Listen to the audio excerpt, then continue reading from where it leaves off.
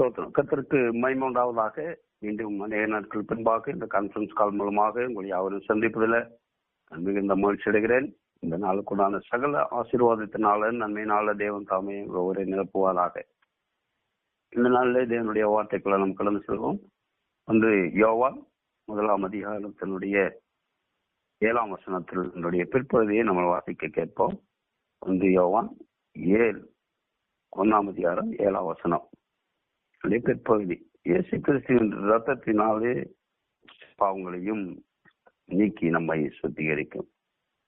இயேசு கிறிஸ்துவின் ரத்தம் சகல பாவங்களை நீக்கி நம்மை சுத்திகரிக்கும். இந்த நாட்களில 2 நாட்களாக அநேகர் அனுசரித்துக் கொண்டிருக்கிற இந்த நாட்கள்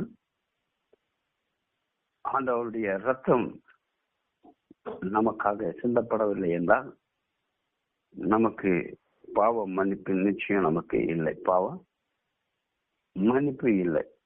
இங்கு வேதம் சொல்கிறது இயேசு கிறிஸ்துவின் ரத்தம் சகல பாவங்களை நீக்கி நம்மை சுத்திகரிக்கும் என்று பார்க்கிறோம்.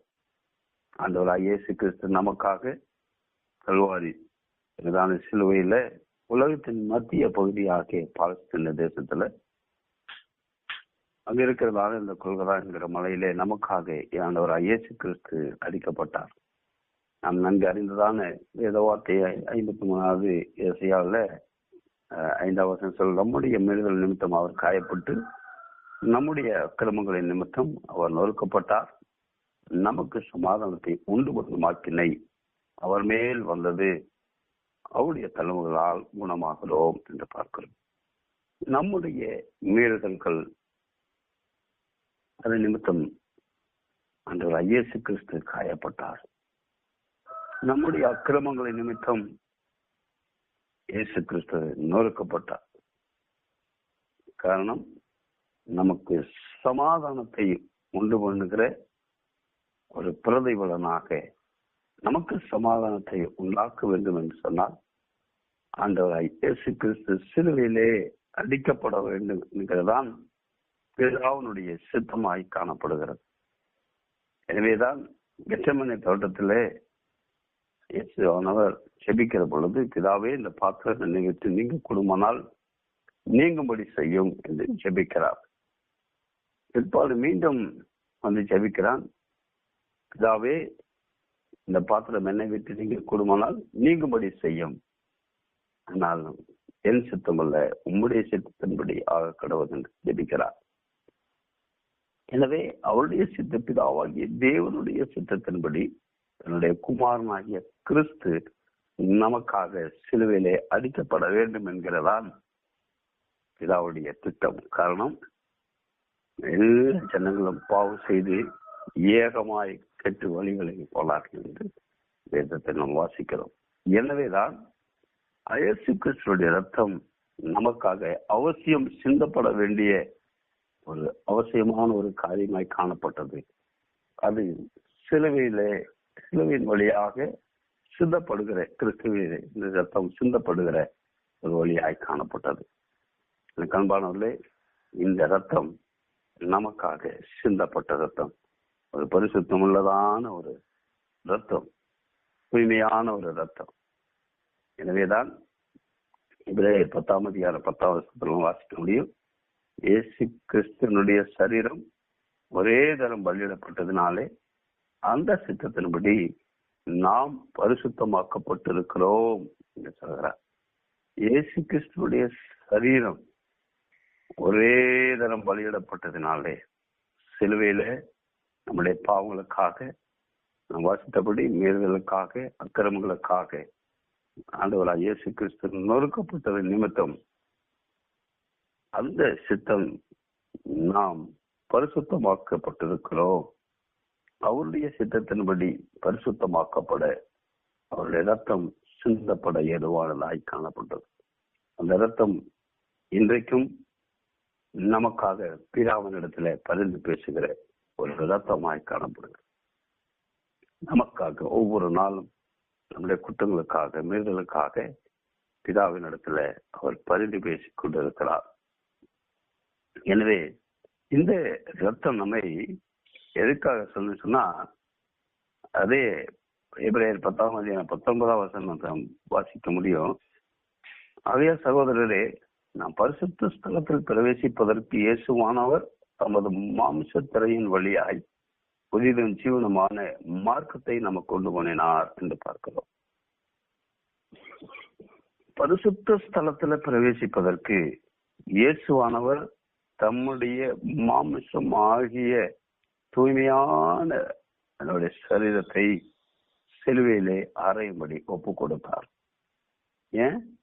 நீங்களும் நானும் இந்த புதிய ஜீவனமான மார்க்கத்திற்குள் உங்களை என்னையும் நடத்தி செல்லும்படியாக, அந்த நித்தியத்திற்குள்ளாய் நம்ம நடத்தி செல்லும்படியாய், அந்த பரலோகத்திற்குள்ளாக நம்மளை நடத்தி செல்லும்படியாக ஆண்டவராகிய இயேசு கிறிஸ்து அந்த ஒரு புதிய ஜீவனமான ஒரு மார்க்கம், அதுதான் கிறிஸ்து நமக்காக பலியானதனுடைய நோக்கம். அந்த ரத்தம், இயேசு கிறிஸ்து ரத்தம் நம்மளை எல்லா சகல பாவங்களை நீக்கினபடினால அந்த புதிதும் ஜீவனமான ஒரு மார்க்கத்திற்குள்ளாக ஆண்டவராகிய இயேசு கிறிஸ்து நம்மை கொண்டு சென்றிருக்கிறார். எவ்வளவு ஒரு நல்ல தேவனாய் காணப்படுகிறார். இந்த தேவனை தான் நீங்களும் நானும் ஆராதிக்கிறோம். காரணம், நமக்கு இந்த பூமியில நமக்கு அந்த பூமியில அநேக போராட்டங்கள் உண்டு, வேதனைகள் உண்டு. எபேசியர் 6ஆம் அதிகாரத்துல நம்மளை வாசிக்க முடியும். மாம்சத்தோடு ரத்தத்தோடும் அல்ல, துரத்தனங்களோடும் அதிகாரங்களோடு பிரபஞ்சத்தின் அந்தகார லோகாதிபதிகளோடு வானவனத்தில் உள்ள பொன்னாத சேனைகளோடு நமக்கு போராட்டம் உண்டு என்று நம்ம அங்கே நாம வாசிக்க முடியும். இந்த போராட்டங்கள் நமக்கு பூமியில் இருந்தாலும் கர்த்தருடைய ரத்தம் நமக்காக பரிந்து பேசுகிறது, நமக்காய் போராடுகிறது. இது எல்லாவற்றையும் போராடுவதற்கு அந்த ரத்தம் நம்மை பலப்படுத்துகிறது, நம்மை தைரியப்படுத்துகிறது. எனவேதான் ஆண்டவர் ஆகிய அவருடைய கிருபையின் ஐஸ்வர்யம், அவருடைய கிருபையின் ஐஸ்வர்யத்தின்படி இயேசு கிறிஸ்துடைய ரத்தத்தினாலே பாவ மன்னிப்பாகிய மீட்பு கிறிஸ்துவுக்குள்ளாக நமக்கு உண்டாயிருக்கிறது. அவருடைய கிருபையின் ஐஸ்வர்யம், இந்த ரத்தம் சாதாரணமானதல்ல, அது கிருபையின் ஐஸ்வர்யத்தை நமக்கு கொடுக்கிறார். மகா மேன்மையான ஒரு கிருபை அது. அவருடைய ரத்தம் நம்மளுடைய பாவங்களை மீட்பது ஒரு கிருபையின் ஐஸ்வர்யம். எவ்வளவு மகிமையான ஒரு மகத்துவமுள்ள ஒரு தேவன் நமக்காக இந்த பூமியில வந்து, இந்த பூமியில 33 ஆண்டு காலம் இந்த பூமியில பல பகுதிகளுக்கு அவர் சுற்றி திரிந்தார். அநேகரை குணமாக்கினார், வியாதியஸ்தரை குணமாக்கினார், சப்பானிகளை நடக்க செய்தார், குரல்களை பார்வையடை செய்தார், மரித்து போனவர்களை எழுந்திருக்கும்படியாக அடக்கம் பண்ணி 4 நாட்கள் மூடப்பட்டிருந்த மண்ணில போட்டு புதைக்கப்பட்டிருந்த சரீரத்தையும் அவர் தேவன் எழுப்பினார். இதெல்லாம் எதற்காக என்றால், ஒரு நாள் நாமும் கிறிஸ்து வருவதற்கு முன்பாக மரிப்போமானாலும் அவருடைய வார்த்தையின் சத்தத்தை கேட்கும் பொழுது நம்மையும் அவர் எழுப்புவார். அந்த மகிமையின் சரீரத்தோடு கூட நம்மை மேல்புவார் என்கிறதா நமக்கு அந்த கிருபை. எனவேதான் அவருடைய கிருபையின் ஐஸ்வர்யம் எபேசியர் 2ஆம் அதிகாரம் 7ஆம் வசனம் சொல்கிறது, அவருடைய கிருபையின் ஐஸ்வர்யத்தின்படி இவருடைய இரத்தத்தினாலே பாவ மன்னிப்பாகிய மீட்பு இவருக்குள் நமக்கு உண்டாயிருக்கிறது. அந்த ஐஸ்வர்யம், கிருபையின் ஐஸ்வர்யம், இந்த கிறிஸ்துவ இரத்தத்தினால பாவ மன்னிப்பு என்கிற ஒரு மீட்பு நமக்கு உண்டாயிருக்கிறது. எவ்வளவு பெரிய தேவன் நமக்காக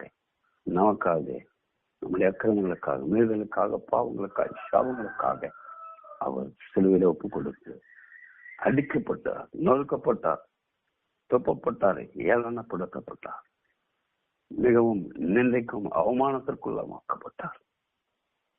ஆனாலும் அந்த கிருபையின் ஐஸ்வர்யம் அதை எல்லாவற்றையும் தாங்கி நமக்கு கிருபையாக மகா மேன்மையான ஐஸ்வர்யமான ஒரு காரியம் பாவம் மன்னிப்பு கிறிஸ்துவாகிய அவருக்குள் நமக்கு உண்டாயிருக்கிறது. எவ்வளவு ஒரு நல்ல தேவனை நாம் ஆராதிக்கிறோம். அல்லேலூயா, ஸ்தோத்திரம். எனவேதான் இந்த தேவன் நம்முடைய தேவன் அவர் நம்மை சதா காலமும் நித்திய காலமாக அவர் நம்மை நடத்த அவர் நமக்கு போதுமான தேவனாயிருக்கிறார். எனவேதான் நாம் ஏற்கனவே பார்த்த வார்த்தையின்படி எபிரேயர் 10:19 ஆகையால் சகோதரரே, நாம் பரிசுத்த ஸ்தலத்தில் பிரவேசிப்பதற்கு இயேசுவானவர் தமது மாம்சமாகிய திரையின் வழியாய் புதிதும் ஜீவனுமான மார்க்கத்தை நமக்கு உண்டு பண்ணியிருக்கிறார். புதிதும் ஜீவனமான வழி மாம்ச திரையின் வழியாக நடுச்சோராயிருந்த இருதரத்தாரையும் இணைக்க முடியாதபடிக்கு பகையாயிருந்த நடுச்சோரை தகர்த்தார். புதிது ஜீவனமான மார்க்கத்திற்குள்ளாக நீங்களும் நானும் நடந்து செல்லும்படியாக அந்த நித்தியத்திற்குள் சேர்க்கும்படியாக அவரோடு கூட சேர்ந்து ஆளுகை செய்யும்படியாக தேவனாகிய கர்த்தர் நமக்கு கிருபை செய்திருக்கிறார். அந்த நித்தியத்திற்குள்ளாக மோட்சத்திற்குள்ளாய் உங்களை என்னையும் சேர்ப்பதற்காக தேவன் நமக்கு புதிது ஜீவனமான ஒரு வழியை, இந்த திரை அடைக்கப்பட்டிருந்த திரையை இந்த சிலுவையின் மூலமாக எல்லாவற்றையும் கிழிக்கும்படியாக கிறிஸ்து மரிக்கிற பொழுது வானத்திலிருந்து மேலிருந்து கீழாக அந்த சிலை இரண்டாய் கிழிக்கப்பட்டது என்று பார்க்கிறோம். தேவனுக்கும் நமக்கும் உள்ளதான உறவுகளை இன்னும் பலப்படுத்தும்படியாக அவரோடு கூட ஆளுகை செய்யும்படியாய் அந்த ஜீவனுள்ள மார்க்கத்திற்குள்ளாக உங்களை என்னை சேர்க்கும்படியாக தேவன் நமக்கு மகிமையான காரியங்கள் அந்த சிலுவையில மகத்துவமான காரியங்களை செய்தார். எனவேதான் அந்த சபிக்கப்பட்டதான சிலுவையாய் காணப்பட்டாலும் கிறிஸ்து இந்த சிலுவையிலே பலியானதினால, கிறிஸ்து சிலுவையில ரத்தம் சிந்தவனால அந்த சிலுவை இன்றைக்கு ஒரு மகிமையான ஒரு காரியமாய் இந்த உலகத்துல காணப்படுகிறது.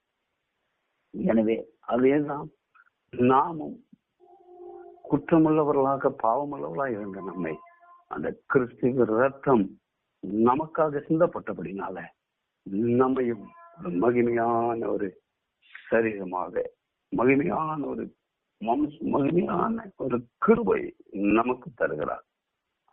எனவேதான் அந்த கிருபையின் ஐஸ்வரத்தை இந்த காலவேளையில நீங்களும் நான் பெற்றுக்கொண்டு இந்த சிலுவையின் நாட்களிலே அந்த சிலுவை குறித்ததான தியானம் செய்து கொண்டிருக்கிற அந்த நாட்களில நாம் தேவன் நமக்கு ஒரு புதிது ஜீவனமான ஒரு மார்க்கத்தை, அதுதான் நமக்கு உண்டான ஒரு மார்க்கம், அதுதான் நமக்கு உண்டான வழி.